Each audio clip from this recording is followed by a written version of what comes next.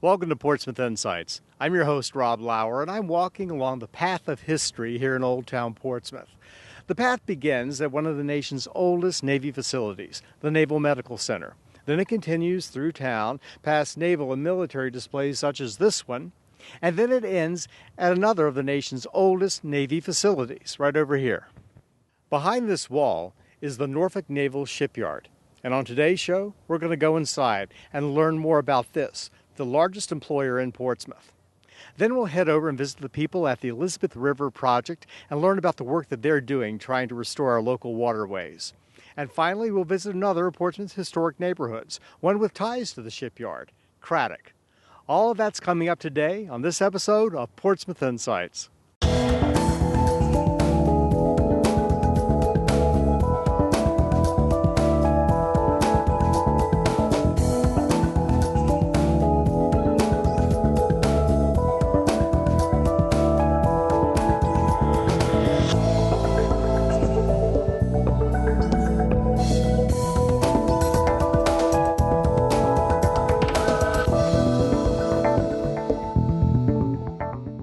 Welcome back to Portsmouth Insights. Since the 1700s, the Norfolk Naval Shipyard has played a central role in the economy of Portsmouth and the region.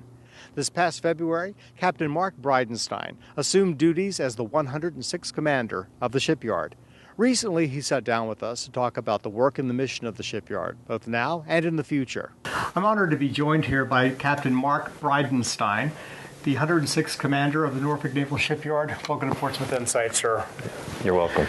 Listen, I'm a longtime resident of Portsmouth in the area, and like many residents here, I tend to just sort of take the shipyard for granted. I take its history for granted. Sure.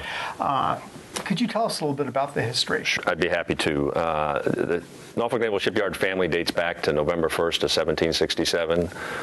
So we've got just under 245 years of history here. Not too many institutions in the country can claim to have originated during the time of George Washington, and we're real proud of our history. Our history includes a lot of firsts. Our shipyard launched the first battleship for the Navy in 1892. That was the USS Texas. We also launched the first modern cruiser, USS Raleigh, in the same year, 1892. In 1922, we launched the first aircraft carrier, USS Langley.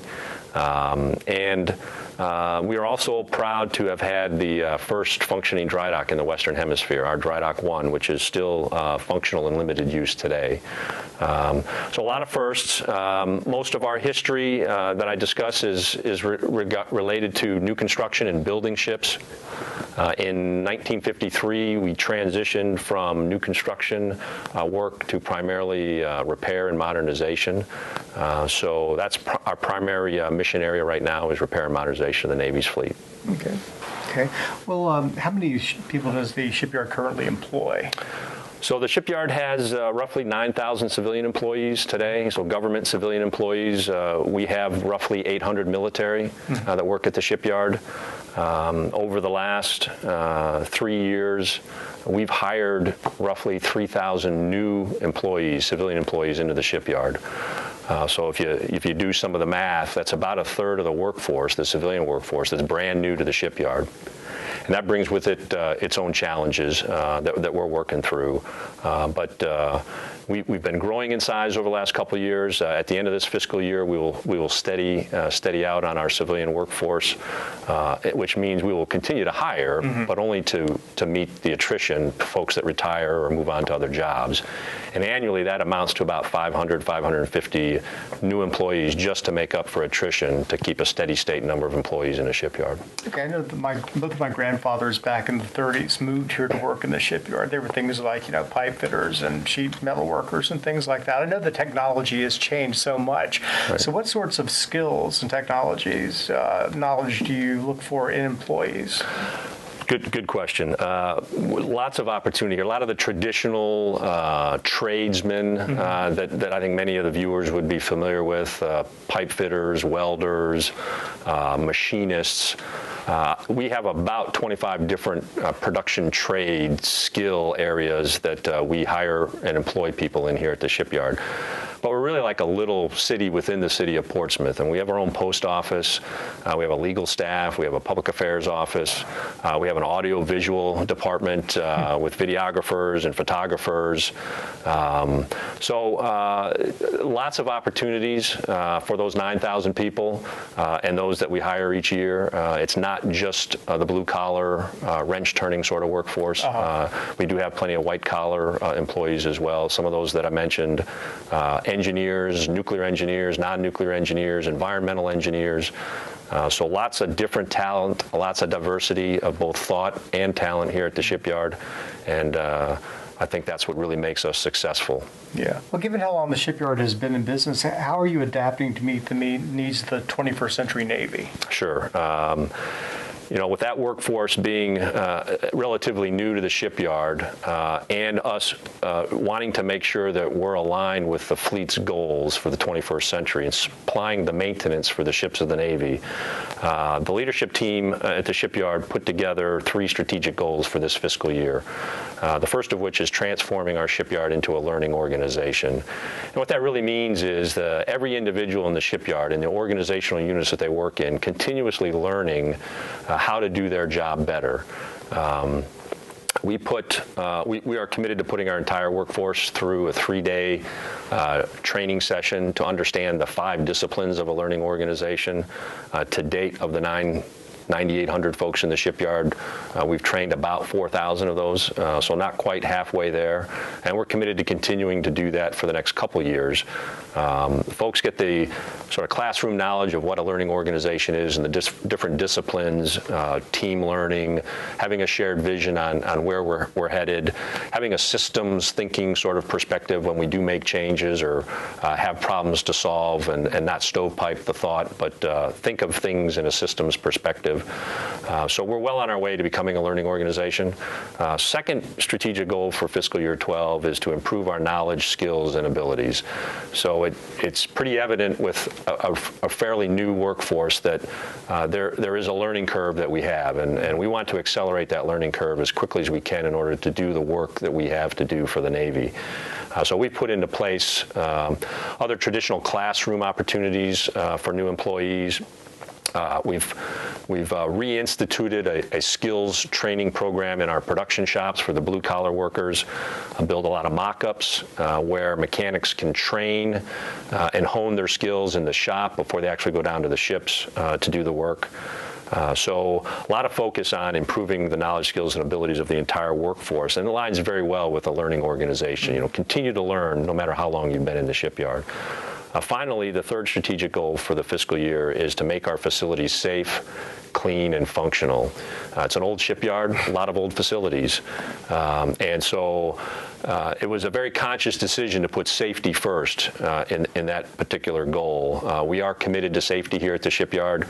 We ask our employees to ask 3 questions every day before they go to the work site. What can hurt me? What can I do about it? And if I can't do something about it, who can I call? So a lot of attention on safety here. Keeping a clean shipyard, I think, is aligned with the community. If we're clean here, it bodes well for the community, and we encourage all of our employees to not only clean in the back shops where they hang their hat, but in the work sites where they work on the ships here in the shipyard. So yeah, those are our 3 strategic goals. I will tell you that just this year, we received our 12th consecutive award from the Elizabeth River Project, and it recognized all our efforts to minimize environmental impact on the Elizabeth River system. So we're really proud of that and our relationship with the community, and yeah. Yeah. Well, I know anyone in the community, we really feel that pretty much the lifeblood of Portsmouth is the shipyard. How is the community viewed by the shipyard? Sure. Well, I think there's a really strong relationship, and part of my command philosophy when I came into command here at the shipyard was to grow outreach opportunities between the shipyard and the local community. I will tell you that with the size of our workforce, we are the #1 employer in the city of Portsmouth. Yeah. We're the 4th largest employer in the Hampton Roads area. but it's more than dollars and cents. We have an annual business of $1.8 billion, but there's more to the relationship with Portsmouth than the dollars and cents. Great outreach program. Our folks are involved with public schools, mentoring and tutoring programs, participate in a literacy program.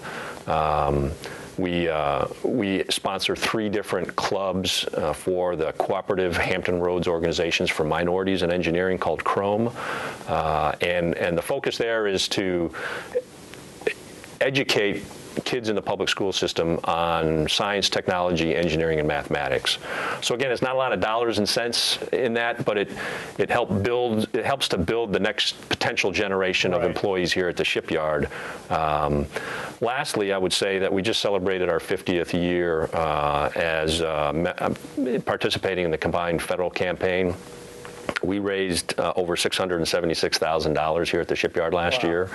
And if you're familiar with combined federal campaign, a lot of that money gets fed back into the local communities. And we're real proud of that. We work real hard to raise money in that program. And again, we're 50 years under our belt and looking forward to 50 more. You talked about being proud. I know that I think most residents of Portsmouth are very proud to have the shipyard here in their presence, yes, and to have it such a part of our lives. Thank you so much. Oh, you're very welcome. For joining us today. I appreciate you coming over. I'm glad to have had the opportunity. Thank you. All right, you're welcome. When we return to Portsmouth Insights, we're going to visit an organization that's trying to start what it calls a river revolution, the Elizabeth River Project. So stay tuned. What gets you moving? Because when you get moving an hour a day, you'll have more energy to dig into the things you like to do. Whether you like to set the ball up, or spike it, keep the soccer ball around, or ride your bike. Moving every day ups your game and builds your strength and confidence. So be a player. Move it your way and be a player. Get up and play an hour a day, Doc. Check out how to be a player at letsmove.gov. Head online to get tips on great ways to get moving every day. That's www.letsmove.gov. Welcome back to Portsmouth Insight. Reports of the pollution in the Elizabeth River have been in the media for decades. But instead of merely complaining or lamenting that fact, one organization has decided to take positive action. The Elizabeth River Project, which is headquartered here on Water Street in Old Town Portsmouth, works with individuals, educators, and local industry to restore the environmental health of the Elizabeth River, with the goal of making the river completely safe for activities such as swimming and the gathering of oysters by the year 2020. Well, I'm sitting here with Marjorie Mayfield Jackson, who's the Executive Director of the Elizabeth River Project. Welcome to Portsmouth Insights. Thank you for coming down to the learning barge. And this is a fantastic location. I mean, I wish you guys could see this. This is a schoolroom on a barge. Absolutely. It's the world's first floating wetland classroom. That's great. So tell us about what you have here. We'll show some shots while you talk. Okay. We have a 120-foot barge with a live wetland and an enclosed classroom, and it moves around the Elizabeth River, teaching children mostly what they can do to make the Elizabeth River safe for swimming and fishing by 2020. Wow, that's great. I mean, I can imagine when I was a kid having a place like this to go to for a field trip. What a joy. So now you're the Executive Director of the Elizabeth River Project. You've been with it from the very beginning. Yes, absolutely. So this started around, you were telling me a few minutes ago, around your kitchen table back in 91? You got it. And we just, at that time, people were talking about the Elizabeth River as being dead, and we just were a few citizens who didn't want to accept that, and we wanted to see if we organized something, if people would help and help bring back this river to life. Okay, and the goal is to make it clean for swimming and for gathering oysters by 2020. You got it. And starting at the Lafayette River, which is a branch mostly in Norfolk. Okay. So I'm curious as to why the Elizabeth River Project decided to choose Portsmouth as its headquarters. Has it always been here? No, we used to be in downtown Norfolk, but we weren't on the water. And we were kind of down a dark hall and in the interior. And we really wanted to be on the water, but we couldn't find anywhere nearly as nice on the water as our location here, which is right next to the ferry stop in downtown Portsmouth. We love downtown Portsmouth. We have these plate glass windows that look on the river, and visitors come from all over, and they come by ferry, and then we can go down the street and enjoy the great restaurants. The Children's Museum is there. It's just really a great, spunky, upbeat feel downtown Portsmouth. Proud to be here. Okay. So I've noticed in some of your material you talk about a river revolution, so I guess that's it. Now, you partner with businesses? We partner with businesses, citizens, and government. Okay. How many businesses do you partner with? We have 94 Riverstar businesses. Wow, that's great. Now tell us a little bit about Riverstar. How does that work? What is the methodology that you use? It's very positive, very voluntary. It's the opposite of government cracking down on you. It's about doing right by the river because you care and because it's the right thing to do, and because in case of businesses, it's good for the bottom line usually to prevent pollution before it occurs. Right. Now, I understand also that you promote what we call green living, clean living, respectful of the environment. What are some tips that the Elizabeth River Project suggests that the average homeowner do around here to help the environment and help the river? Sure. We have a new program for the homeowner called Riverstar Homes. And we actually have over 900 Riverstar homes now. And we give them a beautiful yard flag. Which there's one behind us. There's one behind us. And you might have seen these blue flags. They're sprouting up all over the area. And it means you're starting with 7 easy things that you can do at home to help the Elizabeth River. Everything from picking up after your pet, because poo from your dog actually is a source of bacteria that makes the river not swimmable, to reducing your use of lawn fertilizer. And we teach people the proper way to keep a healthy lawn so you don't need so much fertilizer, to just don't put grease down your sink. Some common sense things like that really do make a difference. And you can find them at riverstarhomes.org. Okay, riverstarhomes.org. Absolutely. All right, great. And now, was wondering, you have some things coming up in the near future. A big project that's coming to fruition, I believe, later this year. We do, right here in Portsmouth. We're very excited about that. We've had a big focus on Paradise Creek. I know you have another show going about Craddock and the history of Craddock. And we've been working in Craddock on Paradise Creek, which is a branch of the Elizabeth River, for about a decade. And we wanted to have a place where not just Craddock and not just Portsmouth, but actually the region could come to enjoy this beautiful Elizabeth River firsthand, and also be a part of the restoration of the Elizabeth River at a site that really exemplifies restoration. So, Paradise Creek Nature Park is opening at the end of December 2012 in a partnership with the City of Portsmouth and the Virginia Port Authority and the Elizabeth River Project. Whole bunch of sponsors and partners.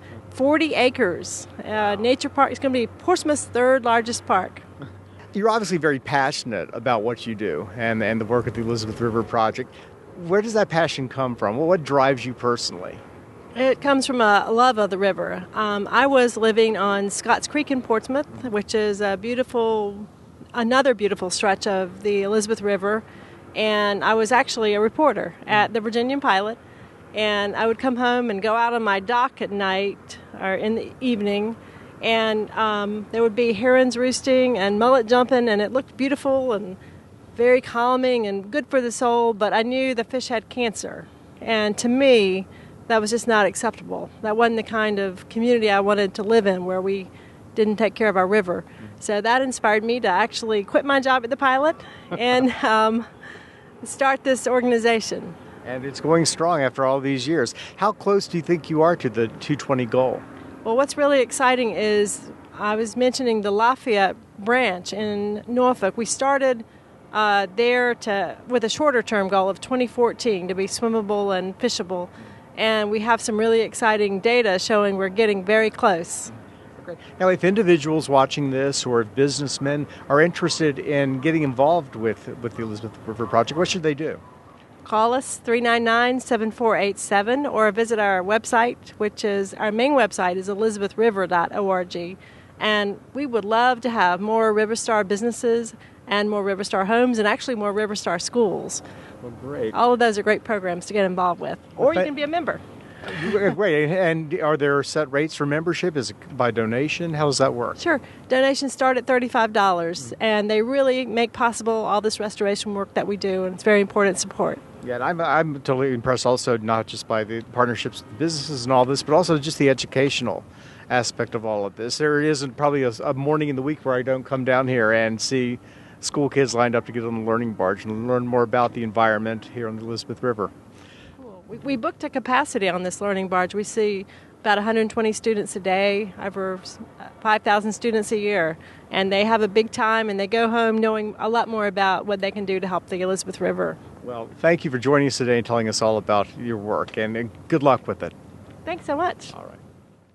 If you'd like to learn more about the Elizabeth River Project and its work, log on to www.elizabethriver.org. When we return, we'll look at another one of Portsmouth's historic neighborhoods, Craddock. That's coming up next on Portsmouth Insights.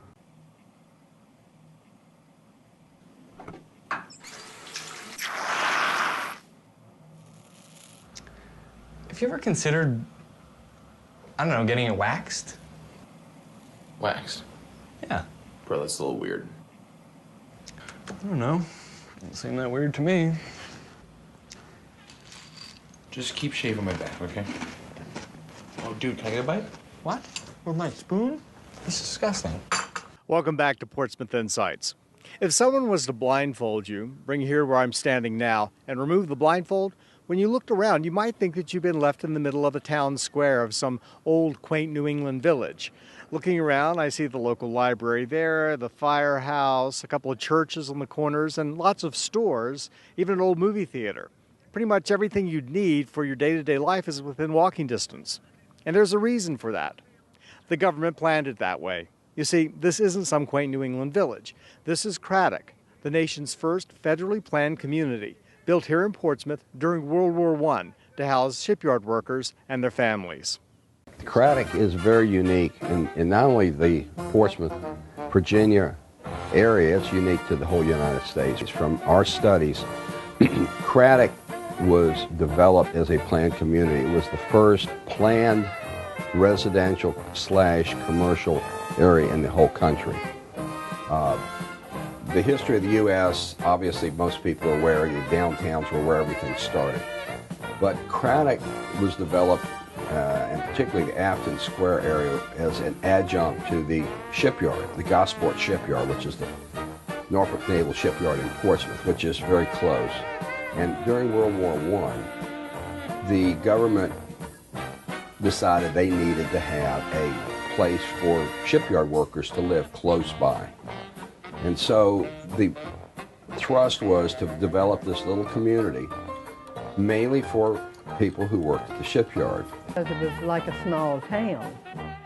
They had everything out there, a theater, 2 schools. A bank, supermarket, hardware store. 4 churches, 3 doctors. Beauty salon, restaurants.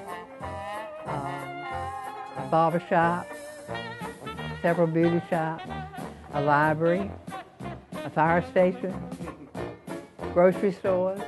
Everything you see in a downtown area. All of these things were on Afton Square. It's just a perfect community. We went to the church in Craddock. They had a Catholic church, a Methodist, Presbyterian, and Baptist. And I was very active in the Craddock Baptist Church. I'm an Episcopalian.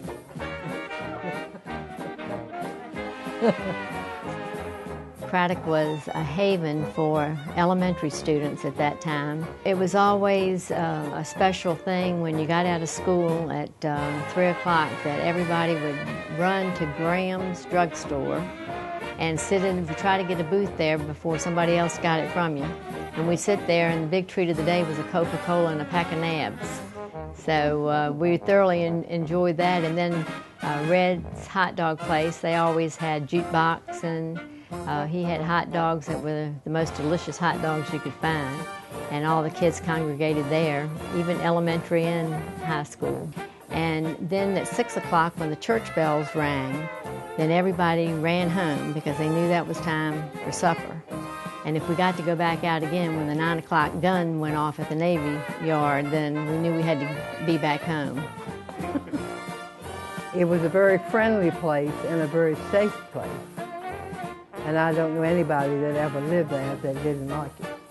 Well, on Halloween, which was really a special occasion for all the kids in Craddock, and even the adults, all of the businesses let the children draw pictures of Halloween scenes, and they would put them in their windows.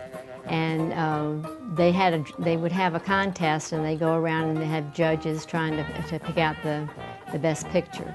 And then we all dressed up in costumes, and they blocked the streets off so the cars couldn't come around in Afton Square. And we'd all be out in the middle of the square with their costumes. They had food and drinks, and it was just a real festive occasion. They used to have concerts in the gazebo. A lot of the band, the high school band and the elementary bands would perform at the gazebo. It was like a little town complete in itself. I can't think of anything that I didn't like about it. Okay. Yeah, I went to the movies just about every Saturday morning. We would walk to the theater every Saturday morning when they had the series. It was cowboy stuff mainly, or jungle stuff. And they would continue from week to week. Of course, they have a cliffhanger. They leave you hanging every Saturday so that you have to come back next Saturday to find out what happened, whether the guy really fell off the cliff or not. Then on, I think it was Thursday night, if you went to the theater, they gave away dishes. I think I got just about a whole set of that. And so everybody was there Saturday and on Thursday nights. The theater right now is in a very sad state of repairs. There's no roof. There's no interior other than the walls and the floor. So the idea is that we'll take the theater, bring in tradespeople, carpenters, plasterers, electricians, plumbers, that will actually do the work, but instead of them bringing in full crews, we'll find folks who are interested in learning a trade. So we're going to do connections with both TCC, the school system, and in fact anyone who is interested, whether you're 18 or 58 or whatever. We're not going to limit it to just young people, because there's a lot of older folks who are either retired or out of work or would like to learn a new trade. So what we'll do is we'll have a training facility in which we'll actually be restoring the theater. Once the theater is restored, the idea is to operate it as a nonprofit, but to do films, movies, and dinner. We'd also have people work there that want to learn what we call the hospitality industry, which is servers, people who want to learn how to cook. So it's like going to culinary school or hospitality school. We will have folks continually moving in and out of the operation to learn whatever trade or business they want to learn. So the idea is that we could use the theater for many different functions, but set up as a nonprofit, we would in turn be able to get tax-free donations to keep us operational. The whole Afton Square is really a treasure. I grew up in Norfolk and went to Blair in Maury High School. And back in the 50s, and I graduated in '62, Ghent was not on the map. Today, of course, everybody in Tidewater and the whole Eastern Virginia are aware of what Ghent is. So there's no reason that the Craddock Afton area cannot become that in the future. What it takes is a starter. We call it a Kickstarter, where we have one thing, whether it's a business or a special venue, to actually get the area on a upward path. And I think that this theater can be that catalyst for the Afton Square area. We'd like to thank all of our guests who joined us today. As is our custom here, we asked them to share with you what they would like you to know about Portsmouth. So let's hear what they had to say. We have probably the most unique residential / commercial area in Old Town, because I live 3 blocks from the theater in an 1880 house, which is actually a newer house for Old Town. And we have very historic properties that are beautiful residential structures that are located right downtown. And outside of Old Town Alexandria, which is in the D.C. area, there's nothing like it. Richmond has theirs, but it's actually way outside of downtown. And Norfolk is rebuilding theirs, but they do not have the historic nature and the concentration of old homes and beautiful old homes right in Old Town. So this is something that's unique to Portsmouth. As you can see, these folks take a lot of pride in Portsmouth. But don't take their word for it. Come to Portsmouth. See what all the talk is about. I'm Rob Lauer. Join me next time on the next episode of Portsmouth Insights.